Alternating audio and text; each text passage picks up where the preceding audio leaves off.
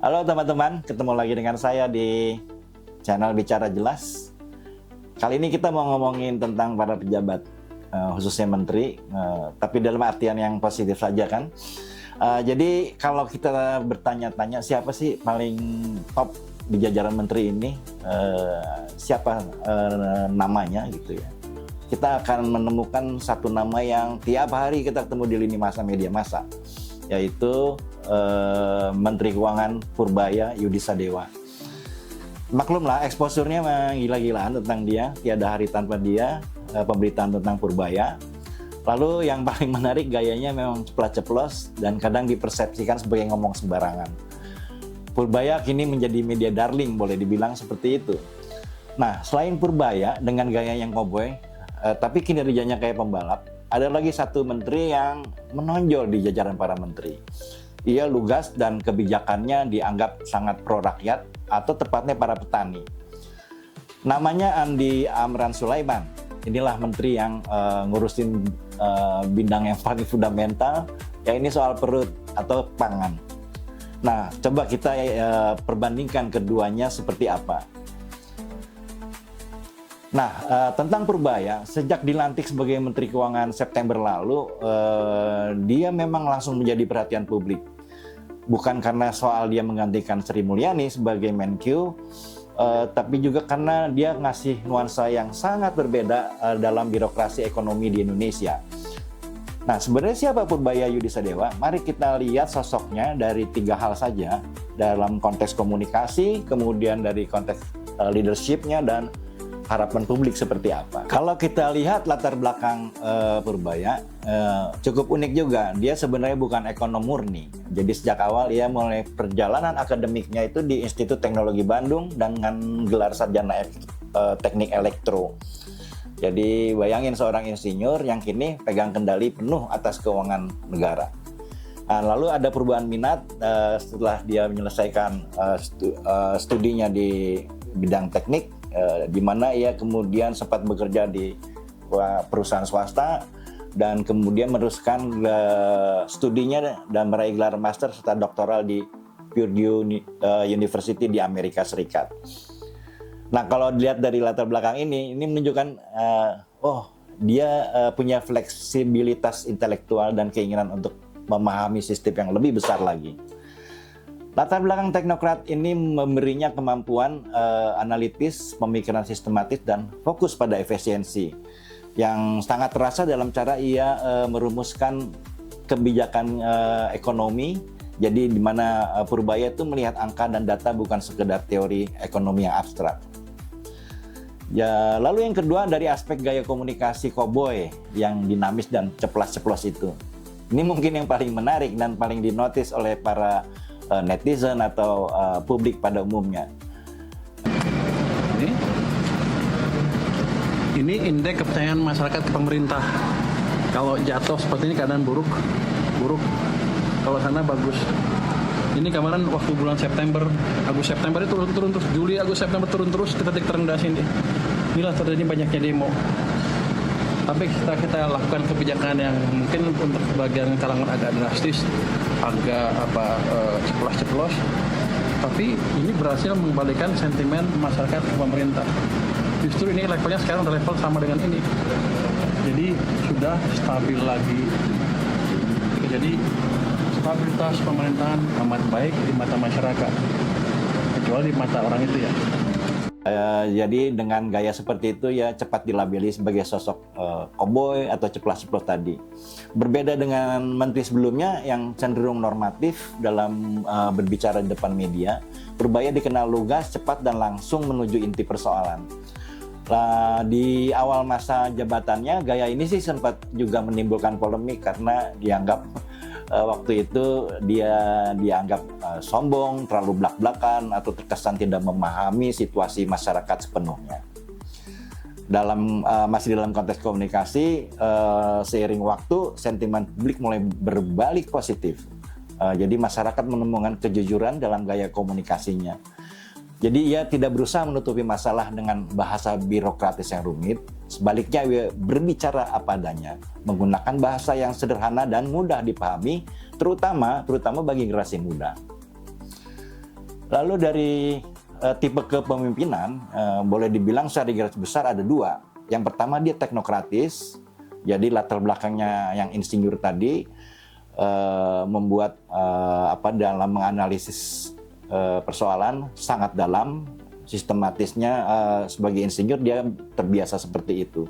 Jadi kebijakannya berdasarkan pada perhitungan yang matang, bukan sekedar retorika politik. Fokusnya adalah solusi yang nyata seperti yang terlihat saat ia menyoroti dana pemerintah yang katanya mengendap hingga ratusan triliun rupiah lalu menyedupkan efisiensi anggaran yang lebih baik.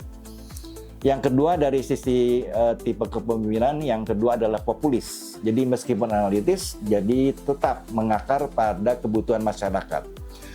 Pernyataan-pernyataannya seringkali menekankan pentingnya pertumbuhan ekonomi yang menciptakan lapangan kerja, kerja formal yang layak, bukan sekedar angka makro yang ada di atas kertas. Jadi ia ingin memastikan kebijakan fiskalnya benar-benar berdampak positif bagi kehidupan sehari-hari masyarakat. Lalu soal pencapaian dan harapan publik. Jadi meskipun baru, tapi sebenarnya jejak Purbaya cukup panjang di bidang yang berkaitan dengan keuangan ataupun ekonomi. Jadi pencapaian terbesarnya ya saat dia sebelum menjadi Menko kan pernah cukup lama di lembaga penjamin simpanan. Jadi di sini dia memainkan peran penting sebagai penjaga stabilitas sistem keuangan nasional, membangun rekam jejak yang solid di sektor finansial. Lalu kalau sebagai Menko, gebrakan awalnya meliputi penekanan pada peningkatan pertumbuhan ekonomi yang lebih tinggi di atas 6% untuk memastikan penyerapan tenaga kerja yang optimal. Ia juga berfokus pada efisiensi belanja pemerintah daerah dan memastikan kebijakan fiskal yang berkelanjutan. Ya, kepercayaan publik terhadap pemerintah juga terlihat meningkat dengan survei yang menunjukkan bahwa Purbaya menjadi salah satu menteri yang paling dikenal luas atau top of mind di kabinet.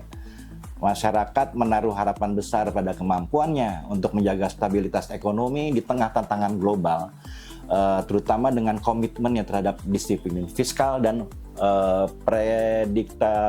prediktabilitas untuk kebijakan-kebijakan yang dikeluarkan. Jadi kalau boleh disamerikan, sikapnya Purbaya itu adalah menjadi angin segar ya, menjadi angin segar di Kementerian Keuangan.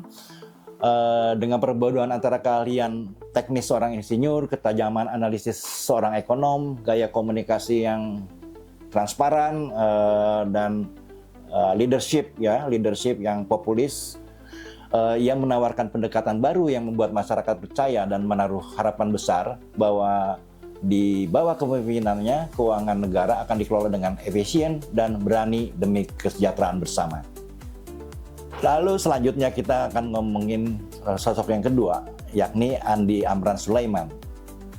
Sering orang sebut sebagai jenderalnya para petani di garda depan kedaulatan pangan. Di tengah hiruk-pikuk politik dan tantangan ekonomi global, salah satu yang konsisten menjadi sorotan adalah Menteri Pertanian Andi Amran Sulaiman. Dia untuk kedua kalinya menjabat, kalau dilihat dari rekam jejak yang panjang, kita bisa melihat bahwa dia punya pendekatan yang khas dalam mengurus sektor paling fundamental bagi negara kita ini. Kenapa dia begitu menarik, terutama dari sisi, kita juga akan melihat dari sisi komunikasi, kepemimpinan, dan harapan yang ia bangun di mata masyarakat. Yang pertama, latar belakangnya Andi Amran ini unik juga, karena dia adalah perpaduan antara seorang akademisi, praktisi, dan juga pengusaha. Amran sebenarnya kalau dilihat dari background pendidikan, dia seorang insinyur pertanian di Universitas Hasanuddin, mulai dari tingkat S1 hingga S3 atau doktoral. Jadi setelah itu 15 tahun ia mengabdi di PT Perkebunan Nusantara 14. Sebelum dia akhirnya mendirikan dan mengembangkan 14 perusahaan yang tergabung dalam Tiram Group dengan unit usaha beragam dari terutama di bidang perkebunan bahkan sampai tambang. Nah, latar belakang ini untuk menjadi sosok yang dia kayaknya tahu betul gitu tantangan di lapangan. Bukan hanya dari sisi teori. Ia tahu bagaimana mengelola sumber daya, menghadapi resiko bisnis, dan yang terpenting, ia mengakar kuat dengan realitas kehidupan petani di desa. Kalau kita lihat dari gaya komunikasinya, boleh dibilang dia gaya komunikasi yang langsung dan penuh motivasi. Gaya komunikasi Andi Amran sangat berbeda dari birokrat pada umumnya. Ia dikenal dengan gaya tegas, apa adanya, dan seringkali diselingi dengan kisah-kisah inspiratif dari pengalamannya sendiri. Ketegasannya diperlihatkan saat ia misalnya menindak para oknum yang terindikasi korupsi atau orang-orang yang disinyalir menjadi bagian dari apa yang disebut sebagai mafia pangan. Dia adalah menteri yang senang turun langsung ke lapangan, berdialog dengan petani, bicara menggunakan bahasa yang sangat sederhana. Ia juga kerap terlihat memuji kerja keras para petani dan mengajak generasi muda untuk tidak ragu terjun ke sektor pertanian. Dia menjanjikan potensi pendapatan yang menggiurkan dengan sentuhan teknologi modern. Nah, pesan-pesan motivasi ini menjadi ciri khasnya membangun self-branding sebagai menteri petani yang mengerti denyut nadi rakyat kecil. Ya, meskipun komunikasinya berbasis data, karena ia sering banget memaparkan angka produksi dan kesejahteraan petani, ia menyadari bahwa publik lebih merasakan langsung harga di pasar. Karena itu, ia selalu berusaha menjembatani data makro dengan realitas mikro di lapangan. Lalu dia menekankan keberpihakan pemerintah terhadap petani. Jadi ini pesan yang sangat jelas. Kemudian kalau kita melihat dari tipe kepemimpinannya, Amran ini lebih cenderung menjadi membuat orang menamakan sebagai komando gitu ya, satu komando yang berani dan anti korupsi. Dan Amran sangat berorientasi pada result gitu ya, atau result oriented. Di sisi lain, ia tidak segan-segan juga meminta Komisi Pemberantasan Korupsi (KPK) untuk mengawasi Kementan. Jadi ini menunjukkan komitmen pada integritas dan pemberantasan korupsi di internal kementerian. Apa yang bisa kita catat? Hal lain yang bisa kita catat, Amran adalah pemimpin yang berani mengambil keputusan besar.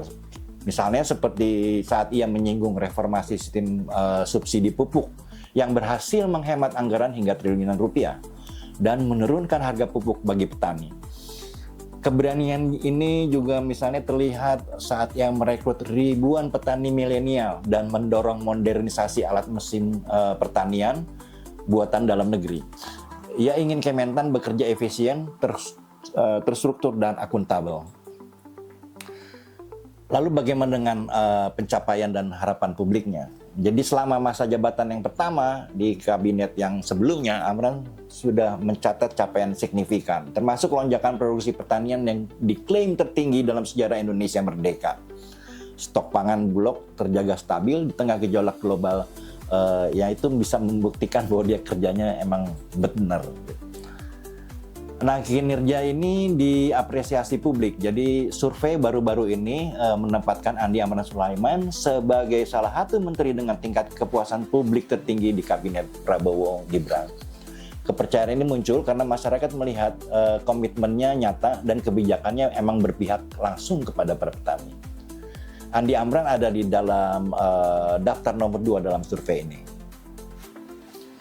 Nah, singkatnya Andi Amran Sulaiman adalah boleh dibilang ada perwujudan dari pemimpin yang memahami masalah dari akarnya, lalu gaya komunikasinya membumi, kepemimpinannya tegas, dan rekam jejak pencapaiannya solid. Ia berhasil membangun harapan besar di masyarakat bahwa Indonesia benar-benar dapat capai kedaulatan pangan di bawah kepemimpinannya. Nah, kalau kita bisa bikin summary, maka akan terlihat matriks sederhana seperti yang Anda lihat di sini yang menggambarkan dua sosok menteri paling menonjol dalam kabinet kita.